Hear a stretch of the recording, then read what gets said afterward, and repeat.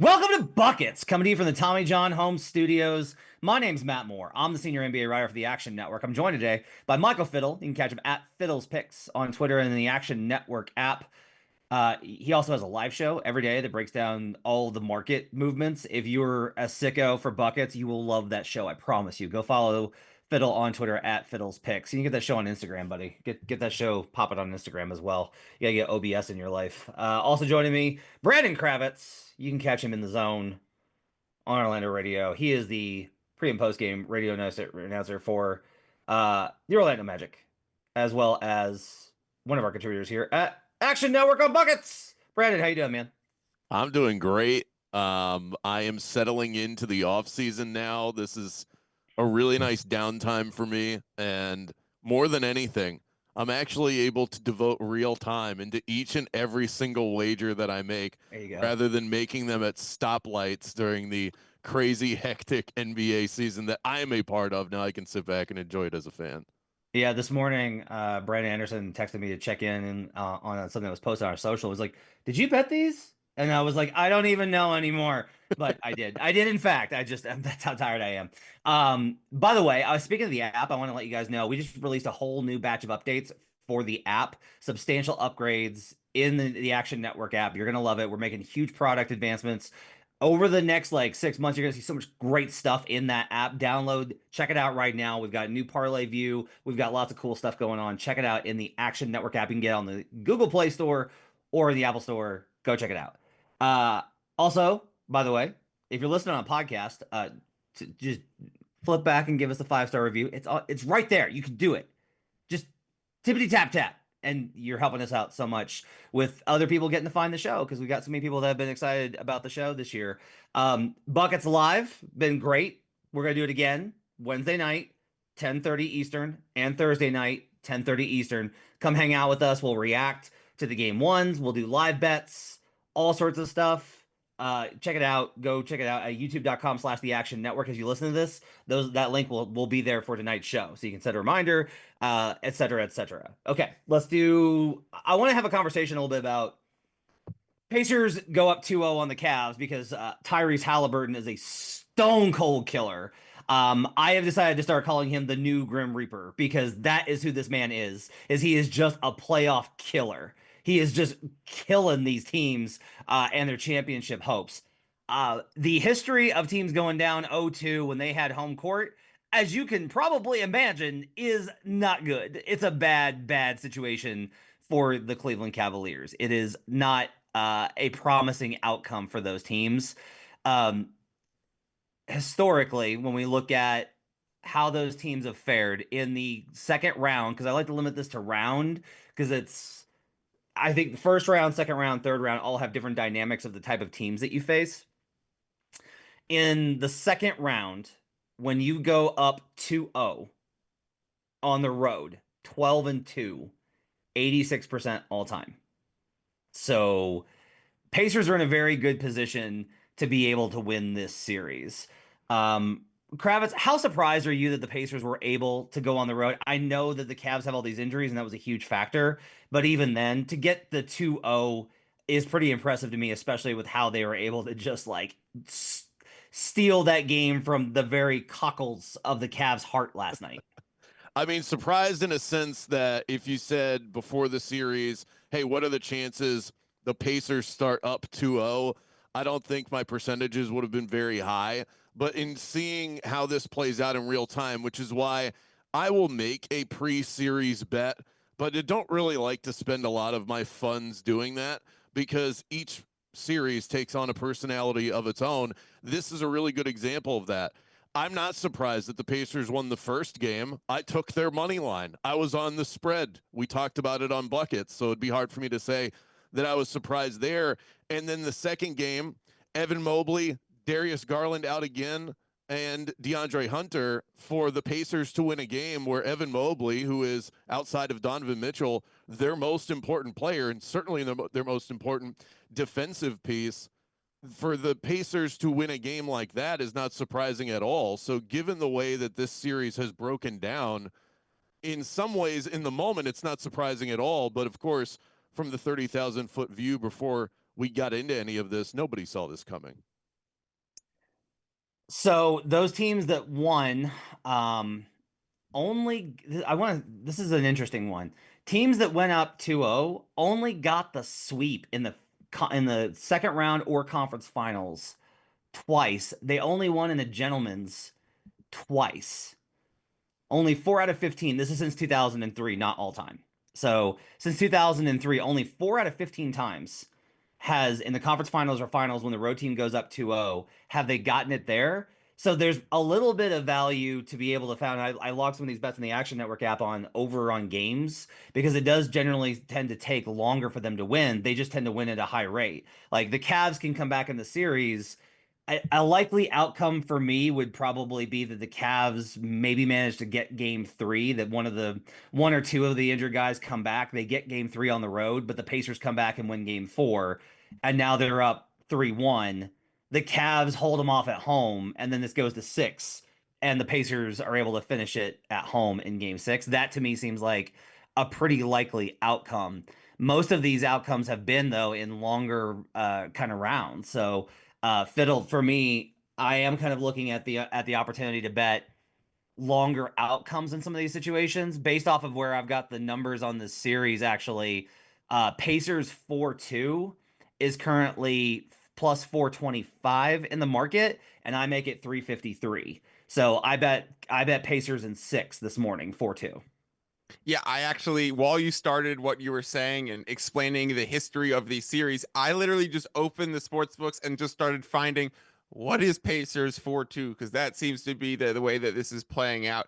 I agree. We'll get into the best bet stuff. I think this is a Cavaliers game three spot, but I also think that if you like Cavaliers in game three, that does not equate to liking Cavaliers in the series. Now they fall well behind, and you look towards the history and you said 88%, 12-2 of these situations has the road team that's gone up 2-0 has actually pulled it off and won. Like, that's very frequent. This Pacers team is a nightmare to play in the playoffs. They're the iteration of the team that gives everyone fits, and I would say is probably on the upper end of the likelihood scale to pull this off, and the injuries for Cleveland are going to remain. Did you see that the injury report for DeAndre Hunter's shoulder said fractured at first, and then all of a sudden they switched sprained?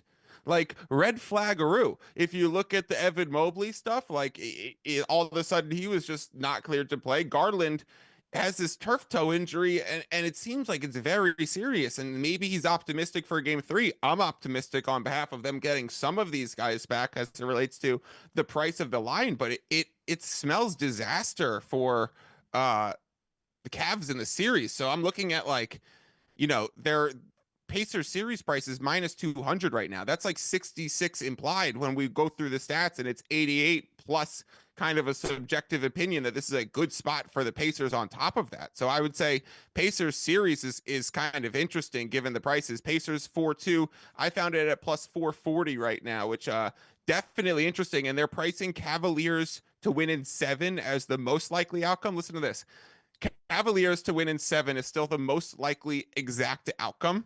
The second most likely exact outcome is a Pacers sweep. So it is on both ends of the extremes here. So finding that plus 440, Pacers 4-2, given the situation we're at where home court lands, that's intriguing. I think if you want to be on Cleveland, though, give yourself the out. Don't like, I'm looking at FanDuel's prices right now. The Cavs to win the series is plus 166. For the series to go to a seventh game, period, is plus 160. If the Cavs are going to win this series, it kind of has to be in seven. So you might as well give yourself the out there. I agree. That's good. That's a good look too, as well. I make this Pacers minus 202 is where I'm at on this number. So I have them as considerable favorites now after going up 2-0, which should not surprise anybody because going up 2-0 is a kind of a big deal. One more note on this to kind of back up what Kravitz said there. What is home teams are 13-25 after going down 0-1 over the last since 2003, right? 13-25 in second round or conference finals. Okay. Um, 9 of the 13 wins have come in game 7. So if you like Cavs, absolutely just take the series ends in 7, and then like you're good. And then if you want to, you can you'll cash that and you can put that back in on Cavs if you like them in that spot based on the series, because like look and see what they're at this point. Now look, this has been a precedent-breaking playoffs. I just want to be very clear. This has never happened where all 4 road teams won game 1. That's absolutely insane.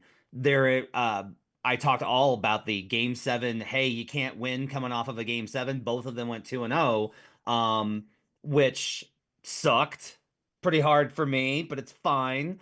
Again, if you watch Buckets live, I kind of asked, or yesterday's show, I asked Brandon.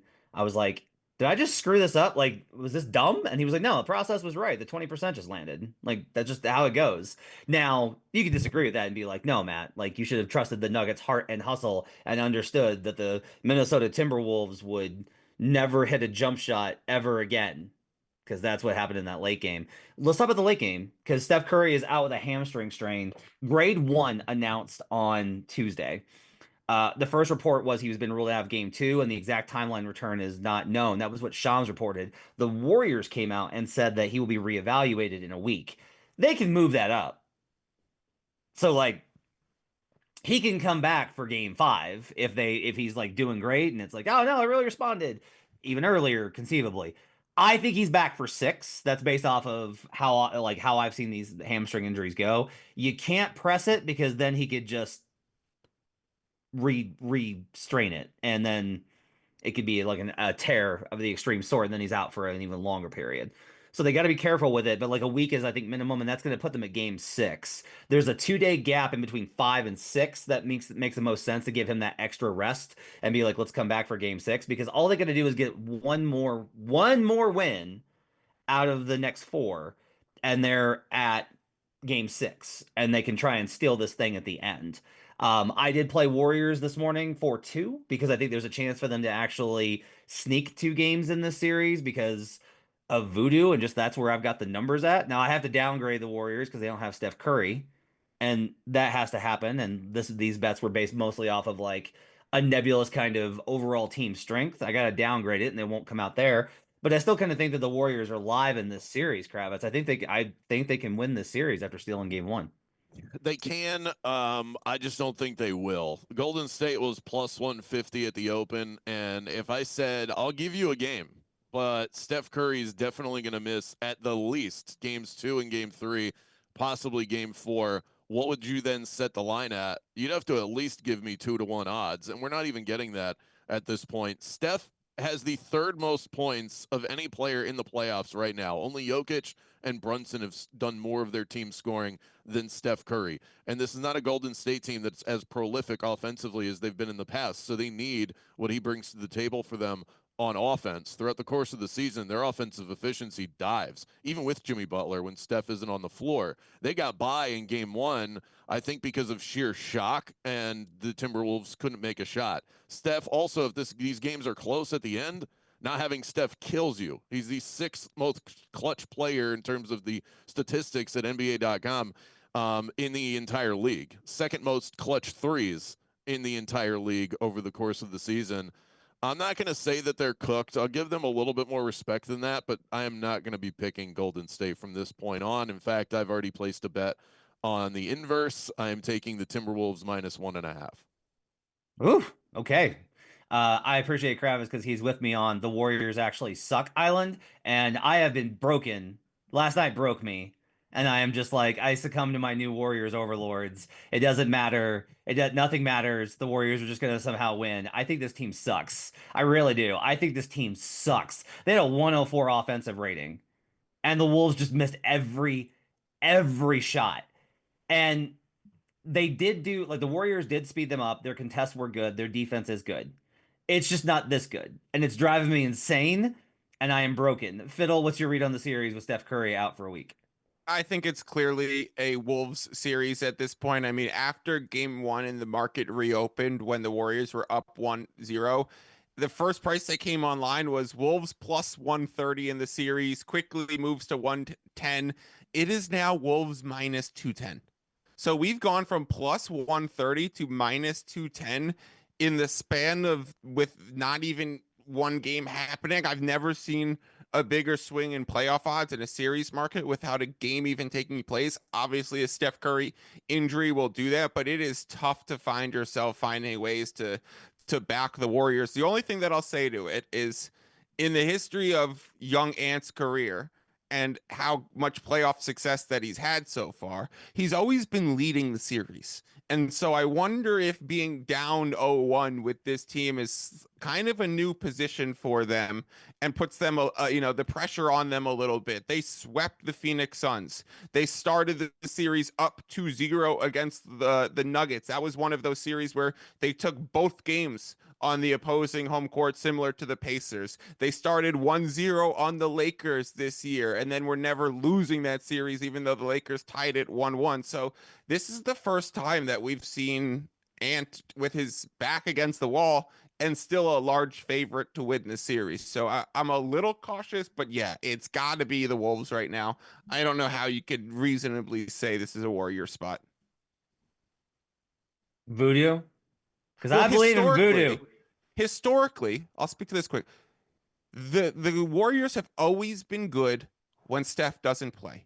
In the ankle roll, in the hamstring stuff, in the 10-12 games he always misses, they find a way to go 500. They're 5-5 in the 10. They're like, all of a sudden, oh my God, the Warriors are 6-1 in the last 7 without Steph. It's just sometimes it's hard to explain how that happens. And they're a well-coached team. They have other guys that can step up. Fiddle's gonna yell. Or Kravitz is gonna yell here. I can explain it. It's called Kevin Durant and Klay Thompson and Draymond Green in their prime. Even this year, even before they got Jimmy Butler, they're above 500 without Steph Curry this season. But you got to take into account some of the teams they beat up. They beat the Pelicans year after twice. year. This is the case with them, and what I think it's important to say, and I'm actually getting this to being this is probably a Wolf spot is.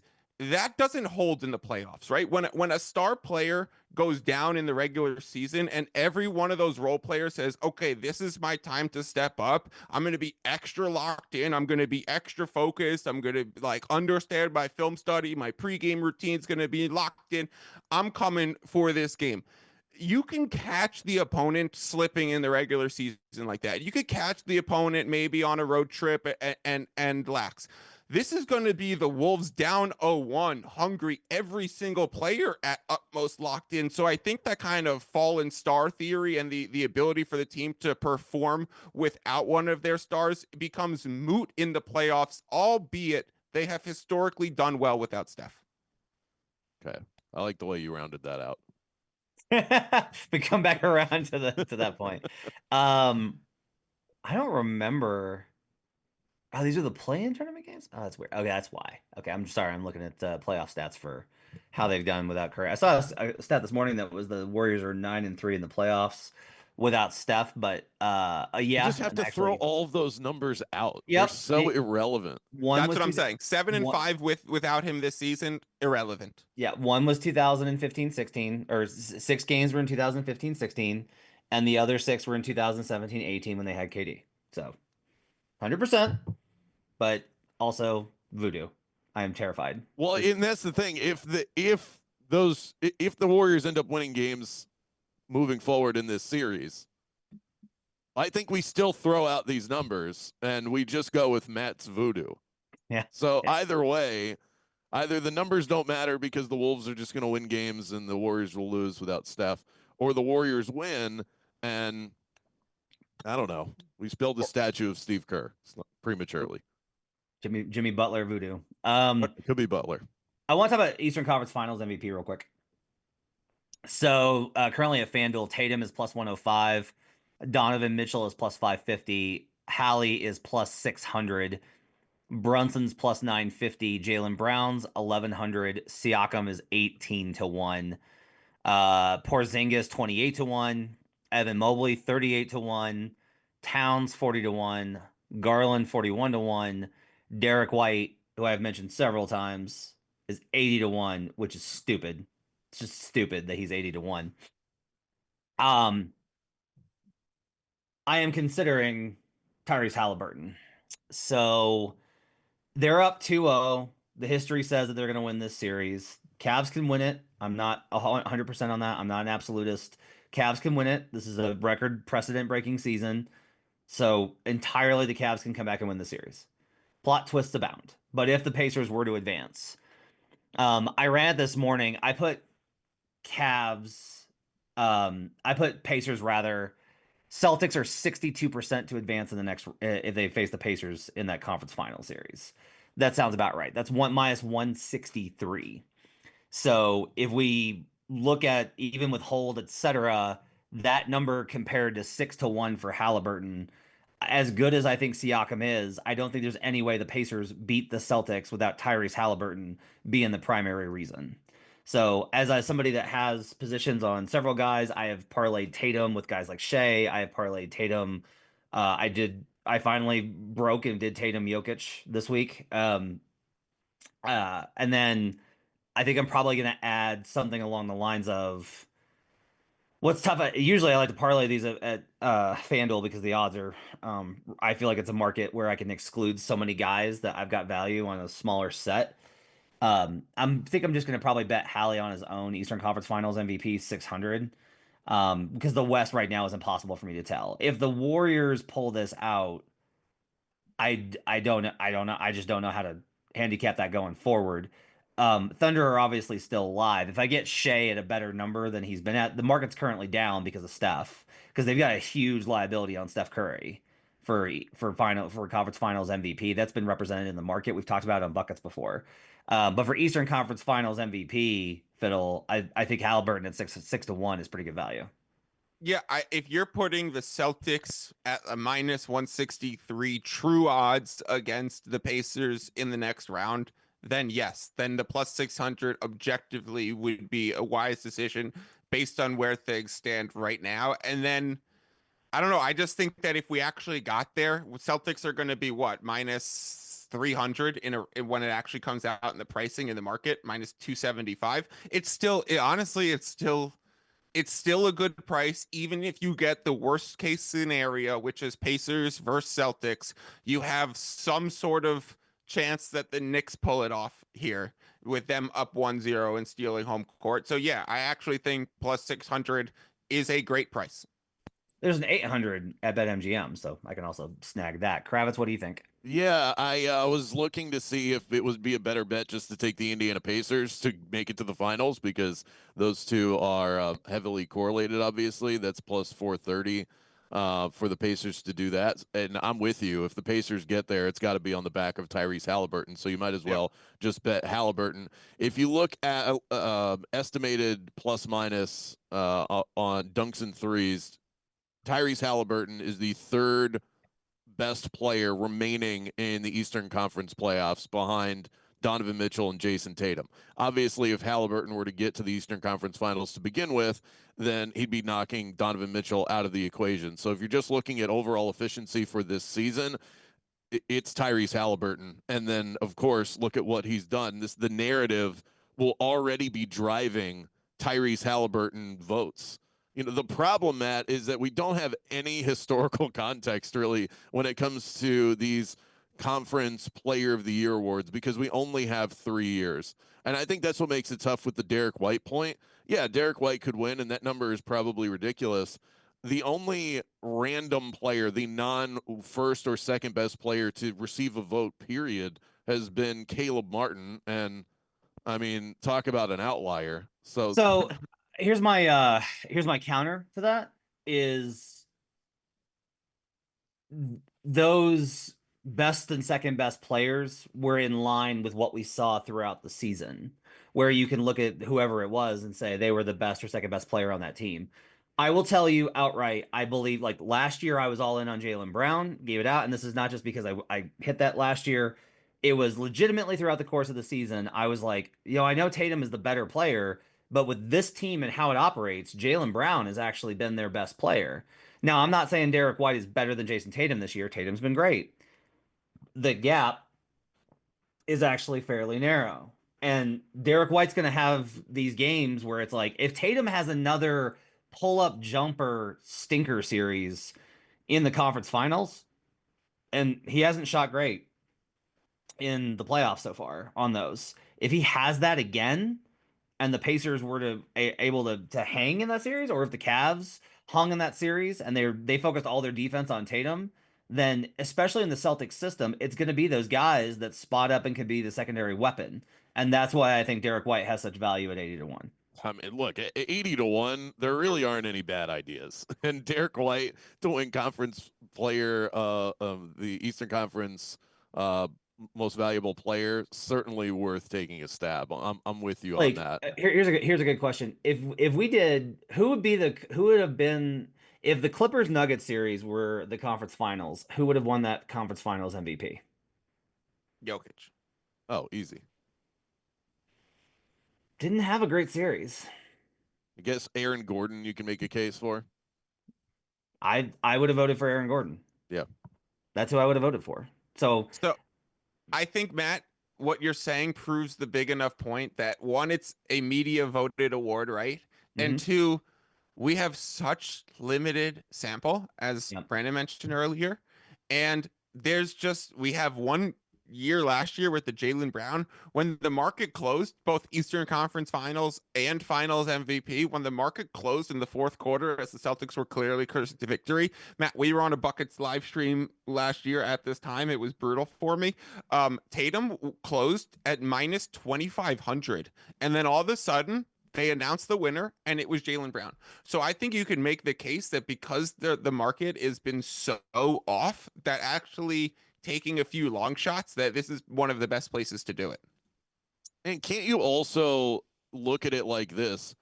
If your sports book, which most of them do at this point, offer buyouts for picks that become advantageous to you, Yeah. but you don't actually trust the media to vote your bet through, cash out.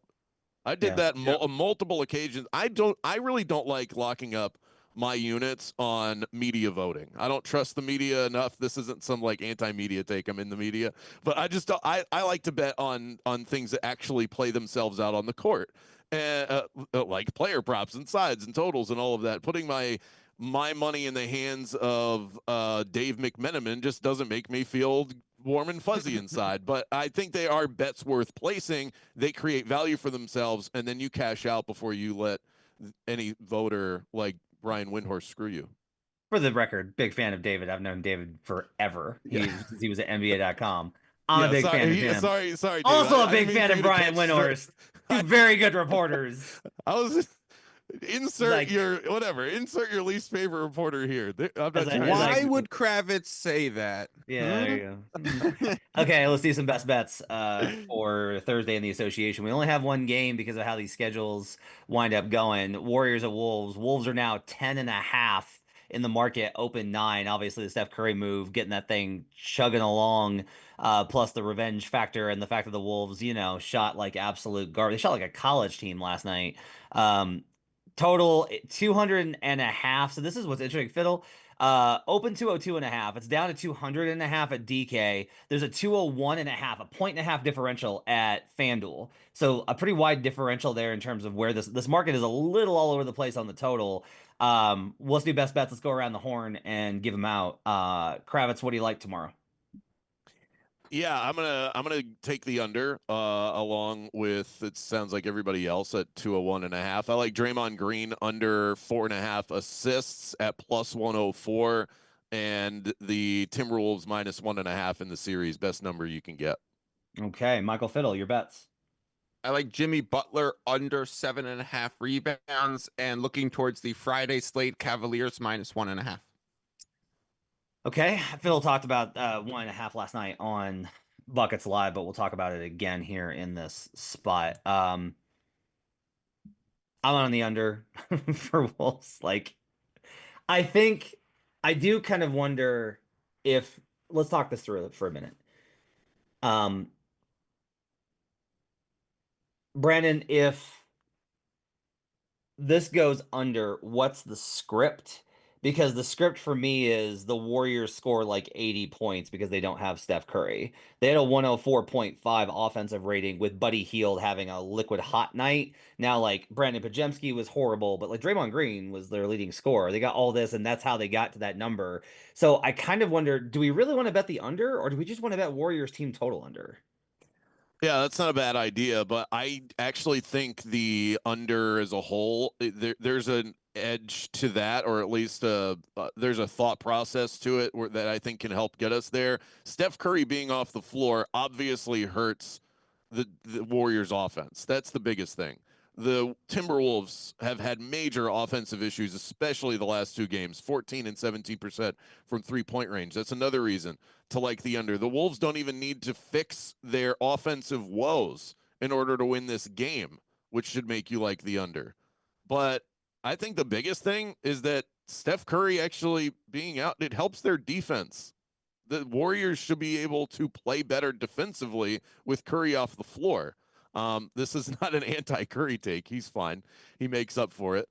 But him being off the floor gives them an opportunity to put in some lankier dudes that can lock up those incredibly talented backcourt players like Conley and Anthony Edwards on the Timberwolves side. So I think causing more friction for Minnesota shooters who just don't have it right now is another reason to like the under full game. Phil, what are your thoughts on the under versus the Warriors team total? Neutral on both. I mean, they're priced relatively like they're correlated prices, right? Like the spread Yeah. has reached its consensus, and then so that translates over to the team total where the total sits, and then you just do the simple math. So I generally don't have like too many stark opinions here. I generally don't bet as many team totals just because I like to grab the totals market in the full game and get some movement before the team total market even pops up. So it's less familiar to me. It's like less often of a direction that I play, but I'm totally fine with it. I think it correlates with the direction that I'm going to go with the Jimmy Butler stuff. I think it's a market direction. The only thing that I would say is a slight concern here is that with a double-digit spread, and this is a regular season stat or trend, but with a double-digit spread where you're pricing in, oh, this might be a blowout, and a total lower than 215, which in regular seasons is when you get into lower totals, you're like north of 65% to the over. And I think the basketball thought process behind that is, hey, if one team's gonna blow them out, like you're going to get a lot of offensive production from the blowout team, and then you're going to get like a more lax like you don't have to be as locked in when you're up 18, right? And so and your efficiency might just be nuclear, and you're running in transition and all that stuff. So that's a regular season stat, not a playoff one, but I do think it fits the bill and just gets me a little nervous, but I would be under if anything. I want to follow up with that question here, Fiddle, which is based off of your approach, which is all, not all, but is largely influenced by betting market behavior. Because team totals come out later and are a little bit more stagnant as a derivative market, is that inherently make them less bettable and less valuable to you? To me, yes, which is not to everybody, right? Sure. There are like like a Joe is super entrenched in the prop market, and so he might be better off at picking up spots that are situationally great team total spots. Albert plays more late market stuff. So as someone who plays the early markets, like you specified that at the end, like to you, yeah, to me, definitely. But as we get to the playoffs, like I should be a bit more open-minded about this because or I should be more apt to look because now that we're in the playoffs, the team total markets open 6 minutes after the rest of the markets. Whereas in the regular season, like it won't open until hours later. So if a line is going to move, 4 or 5 points, right? Then you're going to see the line game total move first, and then when you go to play it in the team total, it's like, damn, it's already reflective of the move, so then there's less value. But in the playoffs right now, these team total markets are popping up almost right away, and the Warriors under for this game was a huge sharp spot. I could actually pull up the vig that changed. It changed from minus 129 under 97.5 to minus 154 within like 20 minutes of it first opening. All right, Kravitz, talk to me about Draymond Green under 4.5 assists. So I think the common thought is going to be, okay, Curry's out. Point Draymond is now going to run the show. We did see that happen in game one. So I think a lot of folks are going to be rushing to bet his overs in points and assists. But we've actually seen his assist numbers drop without Curry in the lineup over the years. And it makes sense. Steph Curry is probably the player whose buckets account most for Draymond Green assists over his career. So this is very much a contrarian probabilities play. The probability on the over would suggest that he hits this 58% of the time, but without Curry, it's more like 40%. So I think we're getting a pretty significant edge on the under 4.5, as long as you're getting it at even odds or better. This season, and I can look back further, this season with this squad, Green in the regular season, which regular season versus playoffs, but in the regular season, he averaged 5.3 assists per 75 possessions. Without Steph, 7.7 with him. Now, more minutes is going to mean more possessions, but this is also playoffs and a Wolves defense that's still pretty good and held them to 104 last night. So, yeah, I think this actually makes a lot of sense here from that perspective. I think looking at it from that angle, I think is a pretty smart way to go about it. That And with a total that's this low as well, I would love to factor in how many times did he hit the over without Steph with a total that is hovering around 200. So just less possessions, less scoring, and less opportunities to pass the rock to the greatest three-point shooter of all time. I think getting a good price on that is key in betting this prop, though, because the line is set appropriately. So you want to make sure that if this ends up at minus 120, just don't bet it. I think you have to get this at even money or better. Fiddle, talk to me about Jimmy Butler and the under on rebounds. So it's actually correlated to your guys' underplay for the game, thinking that there's going to be a lot less possessions. And then without Steph, I think Jimmy's going to have to start to make a lot of the playmaking stuff and start to initiate the offense. And he plays so slow. He operates in the mid range.